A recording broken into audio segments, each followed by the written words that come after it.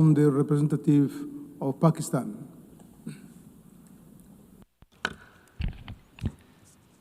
Mr. President, today we heard the familiar rhetoric from one member state. What was said was predictable, an attempt to malign Pakistan, relying on rhetoric and disinformation, yet as always, completely devoid of facts. So let me state those facts clearly. Mr. President, Pakistan has sacrificed over 90,000 lives in fighting terrorism. Its sacrifices are recognized globally. We are one of the strongest pillars in leading global efforts for combating terrorism, as also highlighted by my Prime Minister at this forum. The malicious accusations about terrorism by this one country, unfortunately by our neighbor, are a deliberate attempt to repeat lies, and to keep doing that until they are accepted as the truth. But as we know, that is far from ground realities.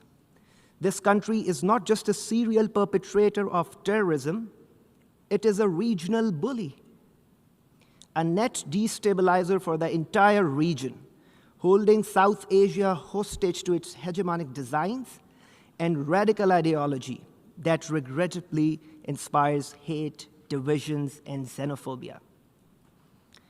So let me put that in perspective. First, this country is in the league of those who illegally occupy territories, oppress populations, and violate fundamental human rights, as in the case of Indian illegally occupied Jammu and Kashmir. State terrorism in the form of extrajudicial killings, arbitrary arrests, detentions, stage encounters, and collective punishment under the cover of counterterrorism. Second, it is this country which runs a sinister cross-border terrorist web and clandestine networks through its proxies, both inside Pakistan and beyond. This country also holds the distinction of having its serving naval officer working for its intelligence agency, Commander Kulbhushan Jadhav, caught red-handed by Pakistan, involved in heinous acts of terrorism and sabotage.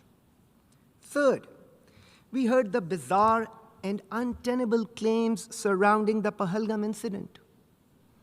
It has become a routine script now. Whenever an incident occurs, Pakistan is reflexively blamed, without evidence, without logic, and without any investigation. Pakistan, as a responsible state, joined other members of the Security Council in condemning the Pahalgam incident. Moreover, Pakistan offered an independent and credible investigation, an offer that was flatly rejected. No surprise that till this day, no evidence related to that incident has been shared by this country. And then using that incident as a pretext and in gross violation of international law, blatant aggression was mounted against Pakistan between 7 and 10th May, which resulted in the loss of 54 innocent lives, 15 of them children, 13 women. To this, my country delivered a befitting, yet carefully calibrated response, exercising our right to self-defense under Article 51 of the UN Charter. This multi-domain response was directed solely at military targets and resulted in downing of multiple aircrafts, along with other significant military setbacks for the aggressor. Mr. President, this country's behavior sets a dangerous precedent for international legal order. It is a template for states that seek to violate international law, undertake extraterritorial assassinations, threaten their neighbors, and commit acts of blatant aggression. Such unlawful and reckless behavior must not be ignored by the international community. Pakistan remains committed to peace. More than 1.9 billion people of South Asia, a quarter of the world's population, deserve prosperity and stability.